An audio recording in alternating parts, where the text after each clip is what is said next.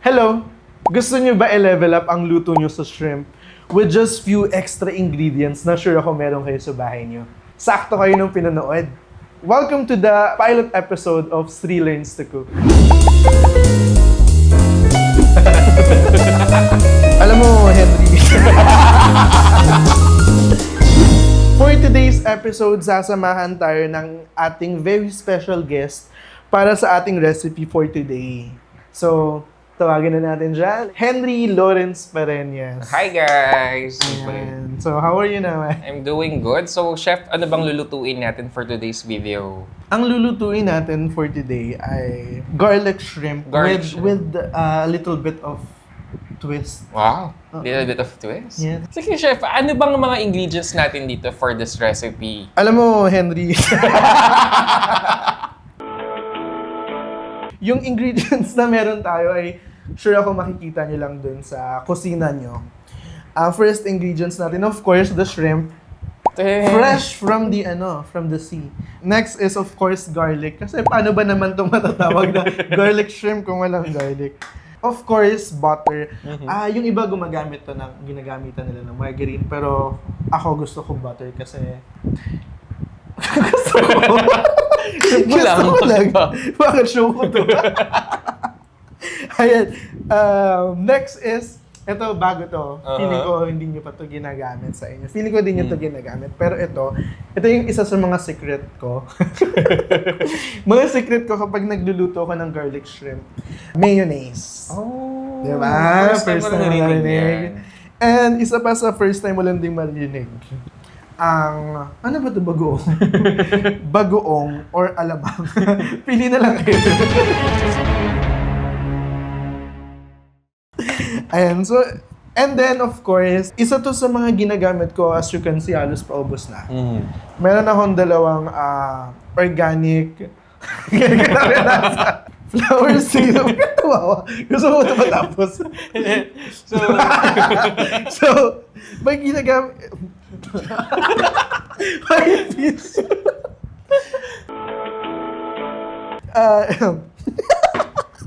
So, ito secret mo is, this is the Coco's Organic Coconut Flour Syrup. We have this light and dark syrup. Ito ang yung secret sweetener natin. Wow. This is very organic, sustainable, fresh from the farm. Alam mo to, sa inyo na to. Ginagamit ko to ever since. Matagal ko na siyang ginagamit. As you can see, paubos na siya. Isa siyang alternative sa sugar, right? Yes. Kasi matamis na siya eh. So, ito yung ginagamit ko instead of sugar. So, Chef, ano? Of course. Yung sasalita dyan. Show mo, sorry. Guess lang pala ako dito. Of course, mais. Yan. Ito, Chef, okay na to? Okay na yan. So, guys, be careful sa paggawa. So, Chef, ang question ko naman sa'yo is, bakit ito yung napili mong putahe for your pilot episode? Napakagandang question yan. Kasi alam mo, Henry, hindi kasi yung shrimp, naalala ko sa kanya yung kinain natin sa Cebu. Super nagki-crave talaga ako sa shrimp na yun. Naalala ko tuloy sa Ate Feline. Ate Feline, Kuya Mai. Sila yung pinuntan nila kami doon. Sa bucket shrimp. Super sarap ba nun? Alam mo, kung babalik ako, sa pagbabalik. Di ba? Kapag bumalik tayo sa Cebu, alam mo, gusto ko ulit kumain doon. So itong cooking show mo, series ba to? Alam mo, magandang katanungan, Henry. Napaka-plastic. Hindi kasi, alam mo, sobrang mahilig ako magluto. As in, everyday nagluluto ako, like breakfast. Ayun yung parang gift ko sa sarili ko. Kasi, alam mo, ang galing ko magluto, ganyan. So sobrang dami kong niluluto everyday. Hindi ko siya hindi ko siya binibidyohan. So, ang ginagawa ko, pinipicturean ko lang, ganyan, tapos pinapost ko sa IG. Tapos maraming nagtatanong kung paano ko siya niluluto. So, eto na to. Ito, yung shrimp natin, tinanggalan na natin ng, alam mo yan, yung mustache ng shrimp. Mustache? Mustache ba na paa? Basta yung gano'n ng shrimp, tinanggal na natin. Kasi Whiskers? Ano yung whiskers? Ay, parang ganito. Ano to? Paano ka nahilig sa pagluluto? Mahilig ako magluto kasi lumaki ako na hindi masyadong magaling yung tatay ko magluto. So, Why? natuto ako magluto kasi, ano mo yun, pag ikaw nagluto tapos pinagluto mo yung sarili mo, walang magagalit kapag pangit yung lasa kasi ka naman yung kakain. Tapos eventually, Wow. sumarap na. Talaga Sumarap ba? naman siya. Ay, feeling ko okay na to. So, ilalagay na natin ang isang tipak ng butter.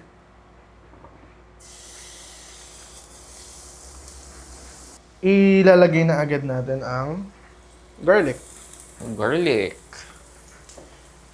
Next, siguro, pag nakita nyong medyo golden brown na yung garlic, isusunod na agad natin ang shrimp. Wow. Yung shrimp natin is half kilo, right?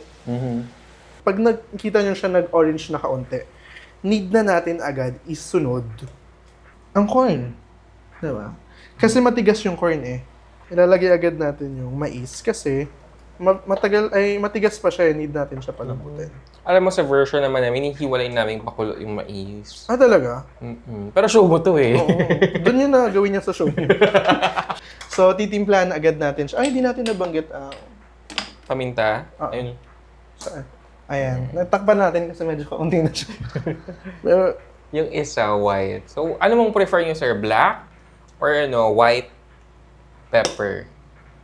actually, kung ano yung available, yun yung gamitin niyo. Konting, pang paanghang. Tatakpan lang natin siya ng kaunti. Tapos wait lang Napakabango. natin. May bako, sir. Ilang minutes po ba ang papakulo natin ng shrimp? Sa pagpapakulo lang naman ng shrimp, siguro mga 5 to 8 minutes, okay na din naman yan. 5 to 8 minutes. Okay. Almost luto na din naman ito. Wow! Grabing bango. 'Di ba? Ngayon, Ngayon, saka na natin ilalagay ang ating coconut flour syrup. So, ito yung magsuserve as sugar or tayo mga Pinoy, mas gusto natin yung medyo matamis sa mga luto natin. Like yung sa spaghetti, gusto natin sweet.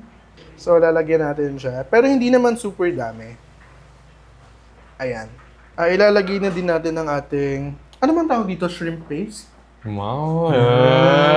Ilalagay din, hindi tayo makapagluto ng ayos. Ilalagay na din natin ang, bagoong ba to o ano? Alamang. Comment down below. Comment down below kung ano to.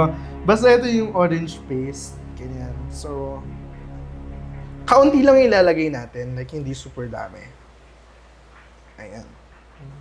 Alam mo, ikaw lang ang nakita ko naglagay niyan. Di ba? Ko ng garlic shrimp. Di ba? Saan mo natutunan yan? Ano lang, sa panaginip. Mas nagpapasarap talaga siya.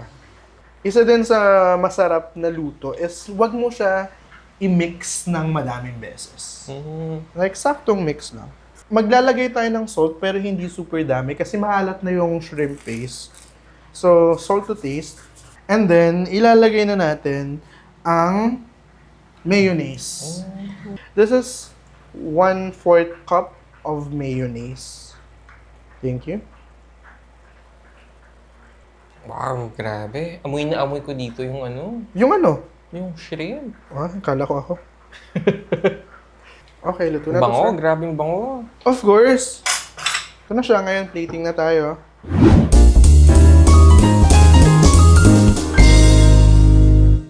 Wow! Love it. Okay mo, ha? Yes. Hugas na ako ng kamay. Medyo umusok-usok pa siya.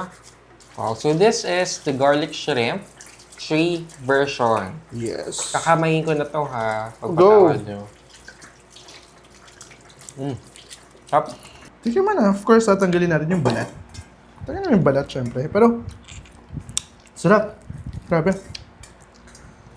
Love it. Grabe yung juicy nitong yung Diba? corn. Diba? Sarap. Sobrang sarap. Nagutom ko dun. Sarap! The best. Kaya itry nyo para i-level up nyo naman yung mga simple recipe na meron na alam nyo. I-level up nyo para hindi siya, alam mo yun, meron siyang kick, may sipa siya kapag kakainin. Paano yung cake? Ganun. So, yeah. thank you for having me as your first guest. Of course. It's really an honor na matikman ng yung unang potahe. Of course. And syempre, stay tuned sa mga next pang episodes ng Talaga ikaw yung Chili. nag-close. Guess ka ah. lang dito. Next time, marami pa tayong lulutuing mga pagkain and mga simple food pero palaging may sipa talaga sa uli. So, sige na. Bye-bye na tayo. Bye guys!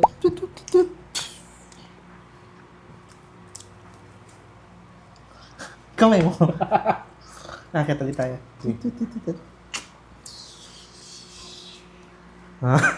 Galing. Yan na. High-tech pala ito. Yung escalator naman. Escalator tayo. Okay, first time ko yun. Ano siya din yung escalator? Mas kailangan ba escalator mo dyan? Handa.